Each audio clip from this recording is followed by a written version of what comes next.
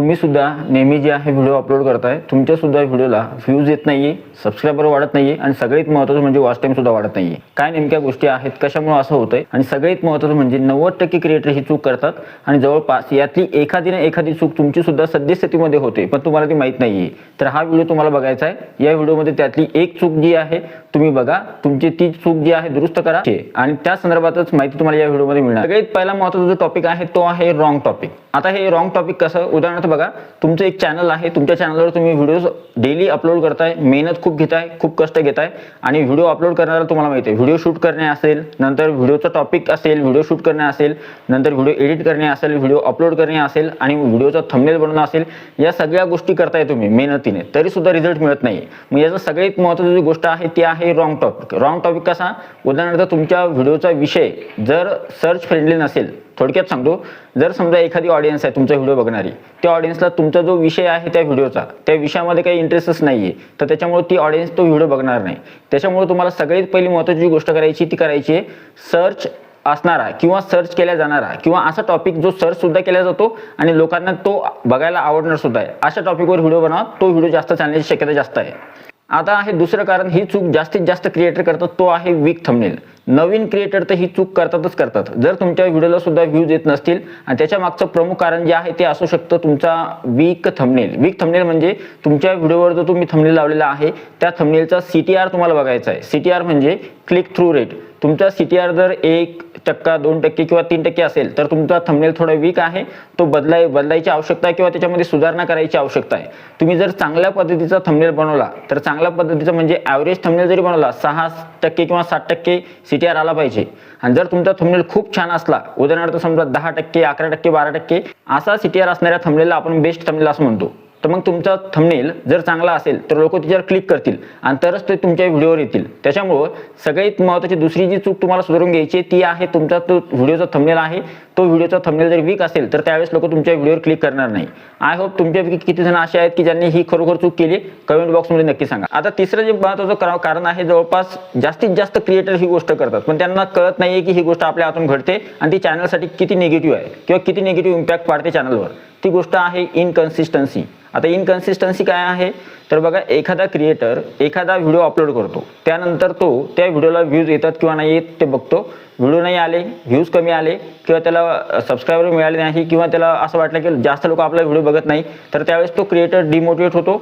नंतर 5-6 दिवस किंवा 8-10 दिवस व्हिडिओ अपलोड करत नाही. त्याच्यामुळे काय होते, तुमचं जे चॅनल आहे ते चॅनल YouTube अल्गोरिदमला ॲक्टिव्ह दिसत नाही. म्हणजे थोडक्यात तुम्ही जर तुमच्या चॅनलवर रेग्युलरली शॉर्ट अपलोड केले, रेग्युलरली लॉंग व्हिडिओ अपलोड केले, रेग्युलरली कम्युनिटी पोस्ट वापरली, तुमच्या व्ह्यूअरसाठी काही ना काही पोल टाकत बसले किंवा पोल टाकले किंवा कम्युनिटी पोस्टमध्ये तुम्ही काही ना काही प्रश्न विचारत राहिले, तर यानुसार काय होतं की तुमचे ऑडियन्ससोबत तुम्ही कनेक्ट असता. YouTube अल्गोरिदमला सुद्धा सिग्नल जातो की हे चॅनल ॲक्टिव्ह आहे, त्याच्यामुळे तुमचे चॅनल पुश होत राहतं. आणि जर तुम्ही आजच्या दिवशी एक व्हिडिओ टाकला आणि जर 10-15 दिवस अजून एकही व्हिडिओ टाकला नाही, 10-15 दिवसानंतर एक व्हिडिओ टाकला, तर त्यावेळेस मात्र त्याचा विपरीत परिणाम जो आहे आपल्या चॅनलवर होतो आणि त्याच्यामुळे आपल्या चॅनलची इम्प्रेशन सुद्धा कमी होतात, व्ह्यूज सुद्धा कमी येतात आणि आपला चॅनल किंवा आपला व्हिडिओ जसा पुश व्हायला पाहिजे किंवा जसे व्हिडिओला व्ह्यूज यायला पाहिजे ते व्हिडिओला व्ह्यूज येत नाही. त्याच्यामागचं सगळ्यात प्रमुख कारण हे सुद्धा आहे इनकन्सिस्टन्सी.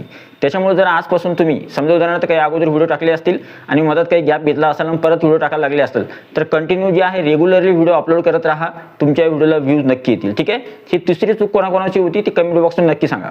चौथीची चूक आहे ती सगळ्यात महत्त्वाची आहे आणि इथं जास्तीत जास्त क्रिएटर जे आहेत सगळ्यात महत्त्वाचं म्हणजे याच्याकडे जास्त लक्ष देत नाहीत. नवीन क्रिएटर जर तुम्ही असाल आणि तुम्ही सुद्धा YouTubeवर लवकरात लवकर ग्रो व्हायचं असेल आणि जर ही पद्धत तुम्हाला माहीत झाली तर त्यावेळेस तुमचा व्हिडिओ जो आहे व्हायरल होण्यापासून कोणी रोखू शकत नाही.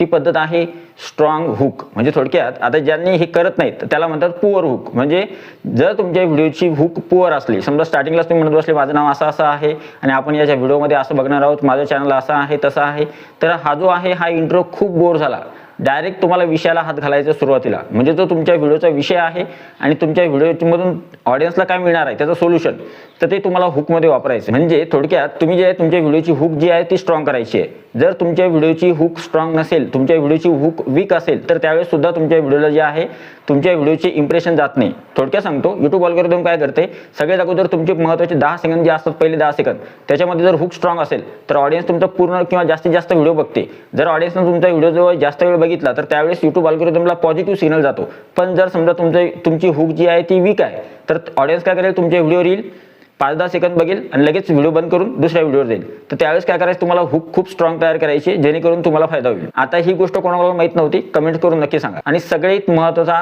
फॅक्टर जो आहे किंवा सगळ्यात महत्त्वाचं कारण जे आहे, 5वं कारण, ते आहे ऑडियन्स समजून न घेणे. म्हणजे आता जवळपास तुम्ही तुमचं स्वतःचं चॅनल क्रिएट केलेलं आहे, तुम्ही व्हिडिओ सुद्धा अपलोड करताय, मेहनत सुद्धा घेताय, शूट करताय, एडिट करताय, अपलोड करताय, तरी सुद्धा रिझल्ट मिळत नाही, वॉच टाईम वाढत नाही, सबस्क्रायबर वाढत नाही, व्ह्यू सुद्धा वाढत नाही. त्याच्या मागचं सगळ्यात महत्त्वाचं कारण म्हणजे तुम्ही काय करताय, तुमची जी ऑडियन्स आहे त्या ऑडियन्सला एकदा समजून घ्या. थोडक्यात मी सांगतो तुम्हाला काय करायचं आहे. तुमचे व्हिडिओ ज्या ऑडियन्सपर्यंत जात आहेत तर ती ऑडियन्स ते व्हिडिओज बघतायत का. थोडक्यात जर समजा आता स्टार्टिंगला तुमचे सबस्क्रायबर थोडे कमी असतील, 1000च्या कमी जरी असले किंवा 200, 300, 500, 1000, 10,000 किती सबस्क्रायबर असले तरी सुद्धा तुम्हाला काय करायचं आहे, तुमची जी ऑडियन्स आहे त्या ऑडियन्सला कोणता टॉपिक आवडतो ती ऑडियन्स तुम्हाला स्वतः सांगते. थोडक्यात तुम्ही जर समजा 20-25 व्हिडिओ अपलोड केलेले असले तर त्यातल्या जवळपास जास्तीत जास्त व्हिडिओला व्ह्यूज नसले आले तरी सुद्धा एखाद्या कोणत्या ना कोणत्या व्हिडिओला थोडेफार जास्त व्ह्यू आलेले असतात बाकीच्या इतर व्हिडिओपेक्षा. मग तुम्हाला काय करायचं आहे, ज्या व्हिडिओला व्ह्यूज आलेले असतात म्हणजे त्या व्हिडिओबद्दल ऑडियन्स इंटरेस्टेड आहे जाणून घेण्यासाठी, तर मग तुम्हाला तशाच पद्धतीचे व्हिडिओ बनवायचे. आणि तुमच्या ऑडियन्सला जर तुम्ही समजलं तर तुम्ही लवकरात लवकर ग्रो होऊ शकता यूट्यूबवर. म्हणजे हे खूप कमी क्रिएटरला कळतं की आपल्या ऑडियन्सला का पाहिजे. तुमच्या ऑडियन्सला जे पाहिजे ते टॉपिक तुम्ही, इंटरेस्टेड टॉपिक तुम्ही जर बनवत बसले किंवा तुम्ही त्याच टॉपिकवर तुम्ही व्हिडिओ बनवताय तर त्यावेळेस मात्र ऑडियन्स जे आहे तुमचा व्हिडिओ नक्की बघणार आहे. आणि तुमचा व्हिडिओ जो आहे बघितल्यानंतर तुमच्या व्हिडिओचे व्ह्यूज वाढायला लागतील.